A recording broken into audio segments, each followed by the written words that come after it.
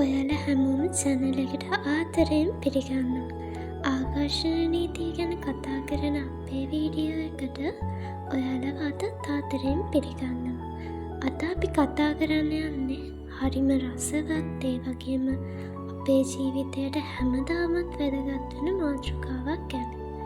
ආදරය පිළිබඳ විශ්ව නීතිය ගැන අපි කලින් වීඩියෝස් වල කතා කළානේ.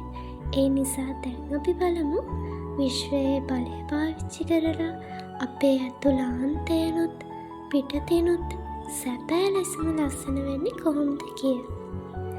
මේක හුදෙක් පිටතින් ආලේපන ගාන එකක් නෙමෙයි. මේක ඔබේ සම්පූර්ණ පැවැත්ම ඔබේ ඕරා එක පවා ලස්සන කරන්න පුළුවන් බලගතු ක්‍රමයක්. 1. සැබෑ සුන්දරත්වය ඇතුළතින් ආරම්භ වේ. ඔබමයි ඔබේ විශ්වය. අපි හැමෝම ලස්සන වෙන්න ආසයි. ප්‍රියමනාප වෙන්න කැමතියි. ඒත් ඇත්තටම සැබෑ සුන්දරත්වය කියන්නේ මොකක්ද? ඒක නිකම්ම සමේ පාට, කොණ්ඩේ විලාසිතාව හෝ අඳින පළදින විලාසිතාව විතරක් නෙමෙයි. සැබෑ සුන්දරත්වය පටන් ගන්නෙ අපේ ඇතුළාන්තයෙන්.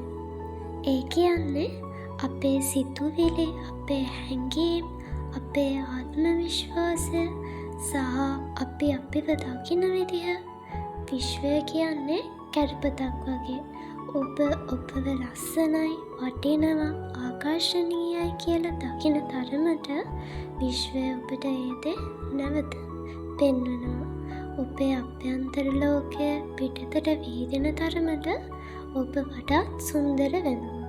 2. ඔබ ගැන ධනාත්මකව සිතන්න. ඔබමයි ආකර්ශනීය චුම්බකය. ඔයාගේ හිත කියන්නේ හරිම බලවත් චුම්බකයක් වගේ කියලා අපි නිතරම කතා කරමු. ඔයා හැම වෙලාවෙම ඔයා ගැන හොඳට හිතනකොට ඔයා ලස්සනයි, ඔයා දීප්තිමත්, ඔයා ආකර්ශනීයයි, ඔයා ප්‍රබලයි කියලා හිතනකොට ඔයාගේ බලවත් ධනාත්මක ශක්තිය පිට වෙනවා. මේ ශක්තිය ඔයාගේ ශරීරය පුරාම ඔයාගේ සෑම සෛලයකම පැතිරෙනවා. ඒක ඔයාගේ ඇස්වලට දීප්තියක්, ඔයාගේ හිනාවට ආලෝකයක්, ඔයාගේ හැසිරීමට පුදුමාකාර ආකර්ශනීය බවක් ගෙනෙනවා. අනිත් ඔයා දකින විදිහත් විශ්මජනක ලෙස වෙනස් වෙනවා. අනිත් අයටත් එයාලට නොදැනුවත්වම ඔයාගෙන් පිටවන ධනාත්මක කම්පනය දැනෙන්න ගන්නවා. 3. ඔබව ලස්සනට මවා ගන්න. ඔබේ පරිපූර්ණ රුව. දැන් අපි බලමු මේ බලය ප්‍රායෝගිකව පාවිච්චි කරන්නේ කොහොමද කියලා. දවසට ටික වෙලාවක් වගේ මේක කරන්න. නිස්කලංක තැනකට වෙලා ඇස් දෙක පියාගන්න.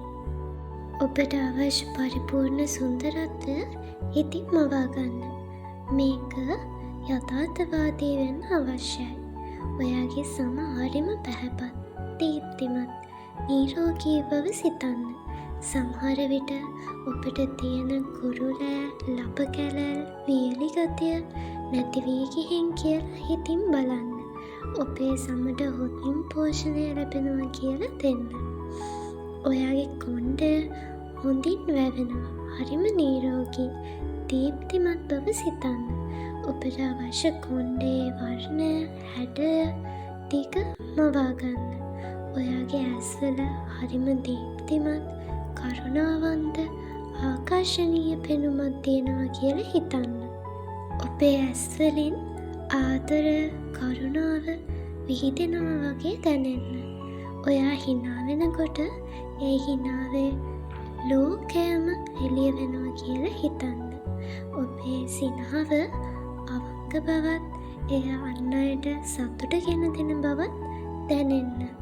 ඔයාගේ ශරීරය නිරෝගීව හොඳ හැඩයකින් ලස්සනට තියෙනවා කියලා හිතන්න. ඔබට අවශ්‍ය පරිදි බර අඩු කර ගැනීමක් හෝ වැඩි කර ගැනීමක් වගේ නම් ඒ සිහිනය සැබෑ වී ඇති අයුරු මවා ගන්න. මේ හැඟීම, මේ රූපය ඔයාගේ හිතට හොඳට දැනෙන්න ඉඩ දෙන්න. ඔයා ඇත්තටම ලස්සනයි. පූර්ණයි කියලා දැනෙනකම්ම මේක කරන්න. හැමදාම මේක පුරුදු වෙන්න. 4. බලවත් ප්‍රකාශ භාවිතා කරන්න. ඔබේ අභ්‍යන්තර සංවාදය වෙනස් කරන්න. ඔයාට නිතරම ඔයාටම කියන්න පුළුවන් බලවත් වාක්‍ය තියෙනවා. මේවා තමයි affirmation, ස්වයං ප්‍රකාශ කියන්නේ. මේවා නිකම්ම වචන නෙමෙයි. ඔබ විශ්වයට යවන ප්‍රබල පණිවිඩ. උදාහරණයක් විදිහට මම ස්වභාවිකවම ලස්සනයි. මම දීප්තිමත්. මම ආකර්ශනීයයි. මගේ ඇතුළාන්තය වගේම පිටතත් ආලෝකයෙන් පිරීලා දීප්තිමත්. මේ විශ්වයේ ආදරයෙන් පිරුණු සුන්දර පරිපූර්ණ නිර්මාණයක්. මගේ ශරීරය දිනෙන් දින නිරෝගීව සුන්දරව දීප්තිමත්ව පවතිනවා. මම සතුටින් ආත්ම විශ්වාසයෙන් සිටින විට මගේ සුන්දරත්වය තවත් වැඩි වෙනවා. මේ වගේ වාක්‍ය දවසට කීප වතාවක් හදවතින්ම විශ්වාසයෙන් යුතුව කියන්න. විශේෂයෙන්ම උදේට නැගිටිනකොට සහ රාත්‍රියේ නිින්දට යනකොට මේවා කියන එක හරිම බලවත් දෙයක්. 5. කෘතඥතාවය සහ ස්තුති කිරීම. දැනටමත් ලැබුණු සුන්දරත්වය අගය කරන්න. කෘතඥතාවය කියන්නේ ආකර්ෂණ නීතියේ බලවත්ම පදනමක්. ඔයාට දැනටමත් තියෙන සුන්දරත්වය ගැන ස්තුති කරන්න.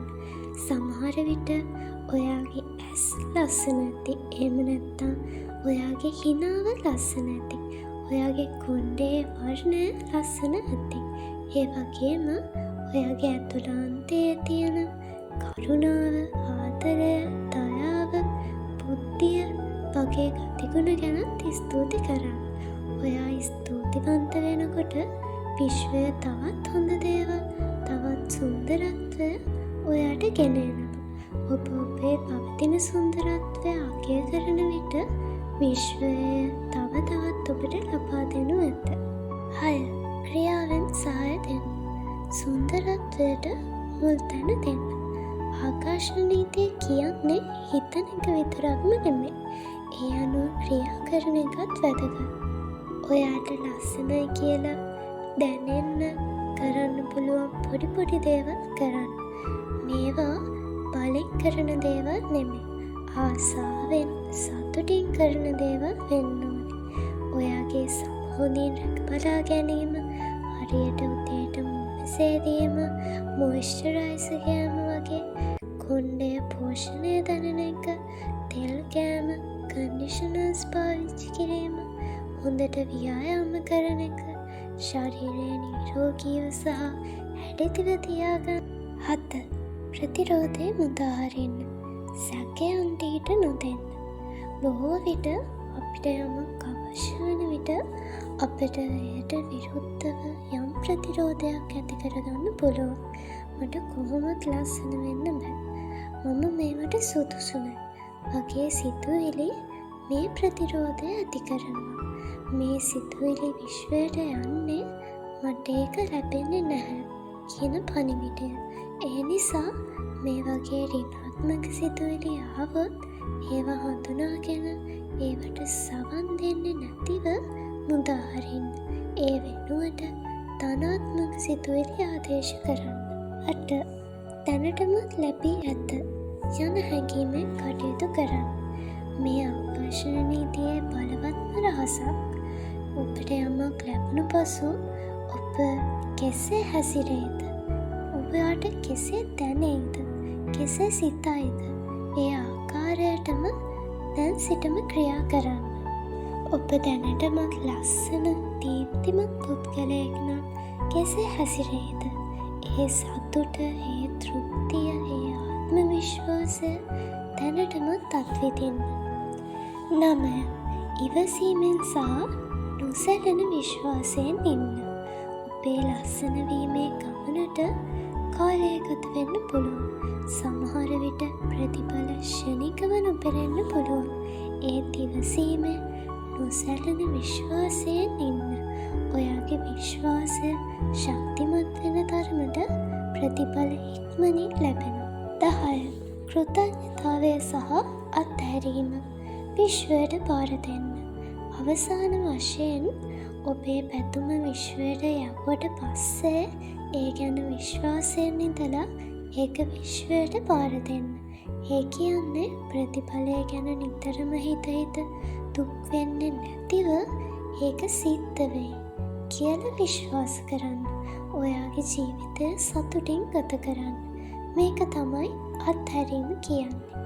මේ අවසාන පියවර හරිම බලවත් වෙනවා. විශ්වයට වැඩ කරන්න ඉඩ දෙන්න. ඉතින් මතක තියාගන්න, සැබෑ සුන්දරත්වය කියන්නේ ඔයාගේ හිතේ බලය, ඔයාගේ ආත්ම විශ්වාසය සහ ඔයා විශ්වයත් එක්ක තියෙන සම්බන්ධය. ඔයා හැම වෙලාවෙම ධනාත්මකව හිතන්න. ඔයා ලස්සනයි කියලා විශ්වාස කරන්න. ඒ වගේම ඒ සතුට දැනටමත් විඳින්න.